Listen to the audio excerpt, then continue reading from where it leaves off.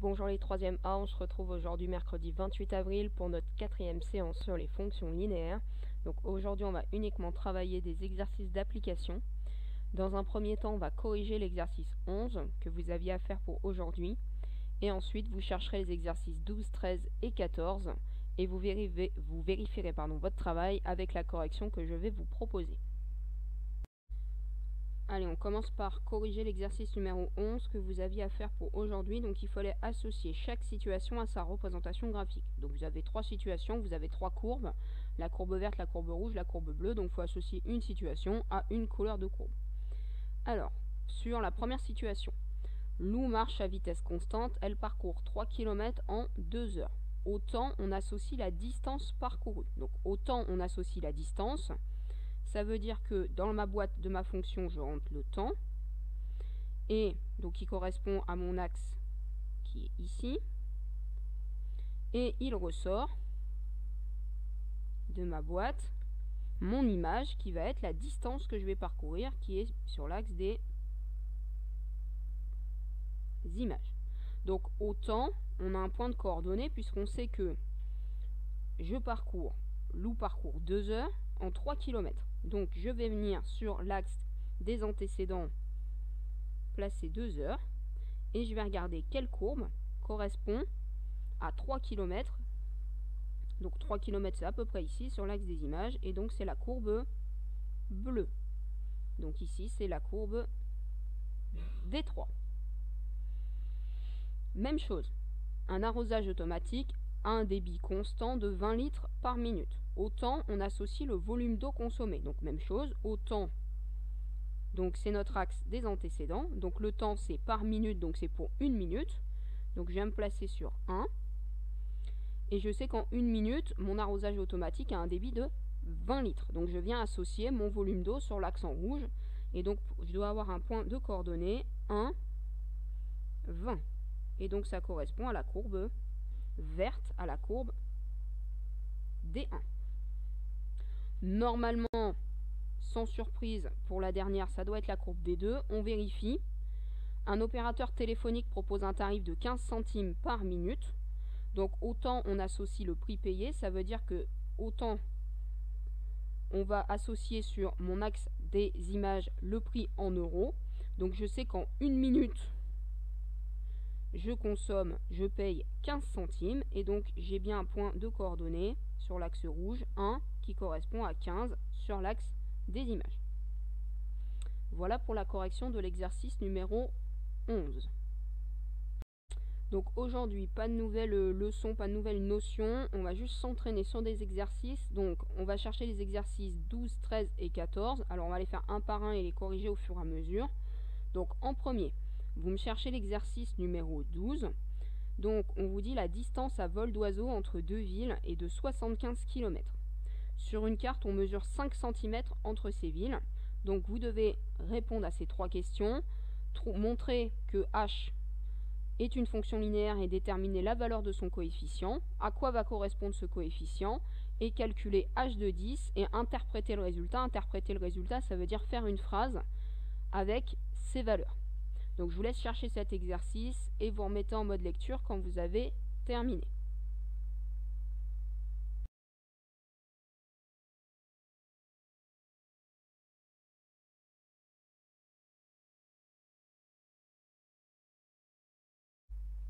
Allez, on corrige cet exercice numéro 12. Donc on vous dit soit h la fonction qui a la distance réelle en centimètres associe la longueur mesurée sur la carte en centimètres. Et il faut trouver la fonction linéaire qui correspond à cette situation. Donc attention, puisque la distance réelle doit aussi être exprimée en centimètres quand on calcule une échelle. Donc 75 km, c'est égal à 7 500 000 centimètres. Donc si je résume dans un petit tableau, j'ai ma distance sur la carte et j'ai ma distance donc qui est en centimètres bien sûr, et j'ai ma distance dans la réalité qui elle aussi est en centimètres. Et je sais que 5 cm correspond à 75 km, c'est-à-dire à 7 500 000 cm. Moi, ma fonction linéaire, ça va être pour 1 cm. Donc pour trouver mon coefficient de ma fonction linéaire, je l'appelle k. Je vais faire 7 500 000 divisé par 5. Donc faites très attention, hein, les deux grandeurs doivent être exprimées en centimètres. Et on trouve 1 500 000. Ça veut dire que ma fonction h de x qui transforme, ou quand je rentre dans la boîte, ma distance que j'ai mesurée sur ma carte, va me ressortir la distance dans la réalité qui sera exprimée en centimètres. Donc ma fonction h de x, elle est égale à 1 500 000 x. Et la valeur de mon coefficient, c'est 1 500 000. Alors on vous dit à quoi correspond ce coefficient. Ce coefficient 1 500 000, à quoi il correspond? Alors en fait, c'est l'inverse. C'est l'inverse de l'échelle.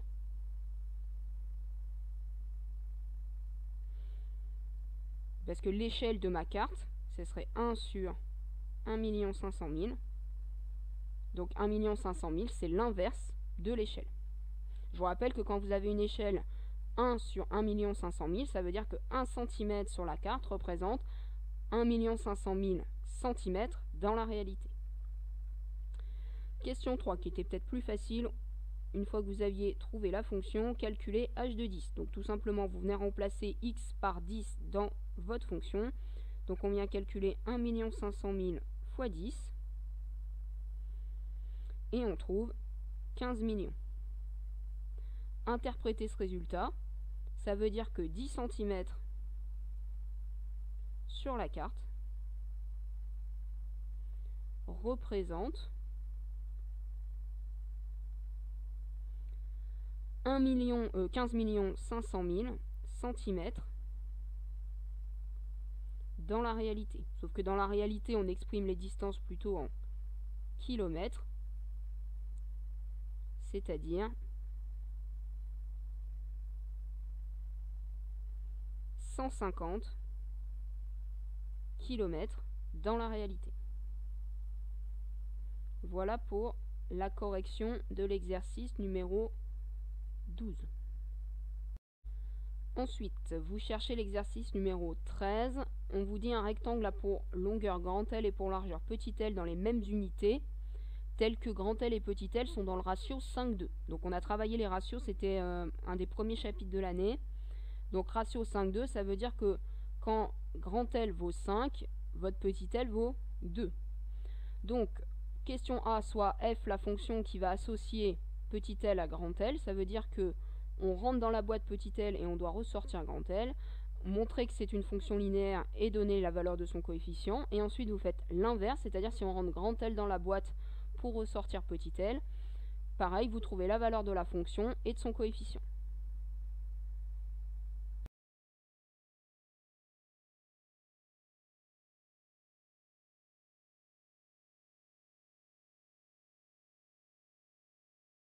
Allez, correction de cet exercice 13. Donc pour la question A, je sais que je rentre dans la boîte petit l et qui doit ressortir notre valeur grand L de la largeur. Je sais qu'on est dans un ratio 5:2. Donc ça veut dire que 5, ça correspond à grand L. Donc je sais que quand je vais rentrer 2 dans la boîte, il va ressortir 5. Donc par combien, une fonction linéaire, c'est juste une seule multiplication. Donc par combien je dois multiplier 2 pour obtenir 5? Je dois multiplier par 5,5. Puisque si je fais 2 fois 5,5, mes 2 se simplifient et il me reste bien 5. Donc ça veut dire que ma fonction f de x est égale à 5,5 de x.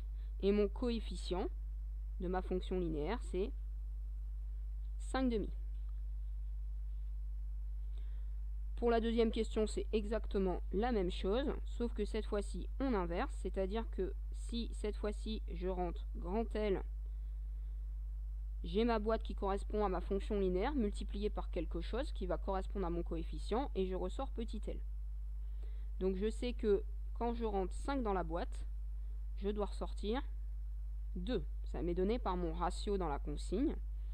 Donc cette fois-ci, je cherche 5 fois combien est égal à 2.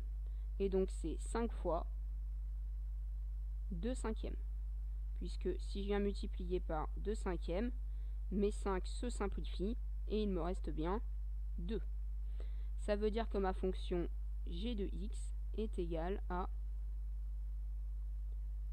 2 cinquièmes de x et le coefficient de ma fonction c'est 2 cinquièmes. Voilà pour la correction de l'exercice numéro 13. Ensuite, dernier exercice pour aujourd'hui, le 14. Donc vous avez un tableau, on vous dit un carreleur propose le devis ci-compte pour poser du carrelage. Donc vous devez exprimer le coût pour poser le carrelage dans une pièce de x mètres carrés, calculer 7,35 et interpréter le résultat. Et ensuite, on vous dit que Marion a reçu une facture de 7 325 € pour le carrelage qu'elle a fait poser dans toute sa maison et on vous demande de déterminer la superficie de sa maison. Allez, je vous laisse chercher ce dernier exercice et vous remettez en mode lecture quand vous avez terminé.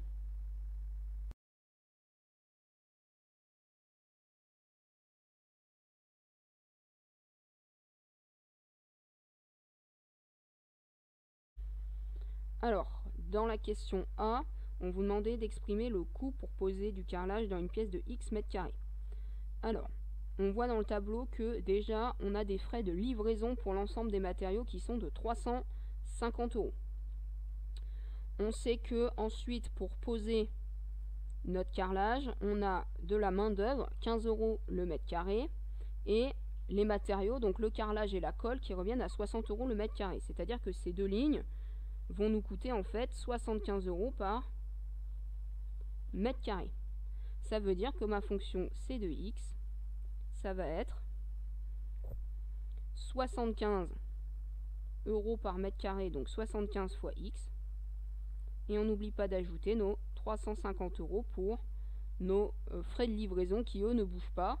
Donc c'est 75 fois notre surface en mètre carré multiplié par 350, plus 350.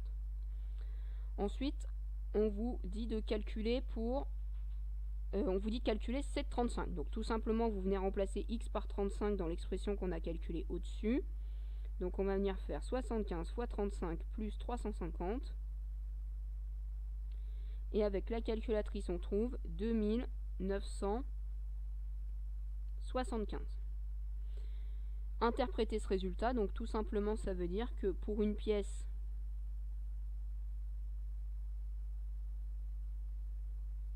de 35 mètres carrés,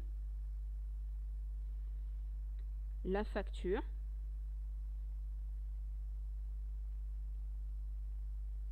sera de 2975 €. Quand vous avez interprété le résultat, c'est ça, c'est faire une phrase pour expliquer votre calcul. La question C, c'est l'inverse. Vous savez que vous avez eu une facture de 7 325 € et vous devez trouver la superficie de la maison. Donc le plus simple, 7000, soit vous dites que 75x plus 350 doit être égal à 7325 et vous cherchez la valeur de x. Vous pouvez faire par étapes, c'est-à-dire que si je pars de x, je multiplie par 75 et j'ajoute 350 et je sais que je trouve 7325. On remonte le calcul, donc on vient faire 7325 moins 350, on obtient 6975. Et ensuite, on inverse notre multiplication par 75 par une division par 75 pour trouver notre valeur de x. Donc x va être égal à 6975 divisé par 75.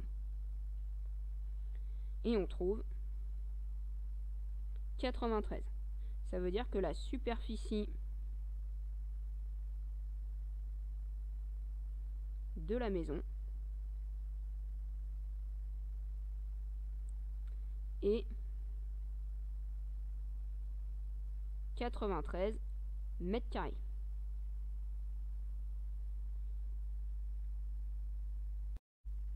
Allez, c'est la fin de la séance pour aujourd'hui, donc je vous donne les devoirs. Donc pour lundi 3 mai, vous allez me chercher l'exercice numéro 15 qui est sur la fiche d'exercice qu'on a fait aujourd'hui.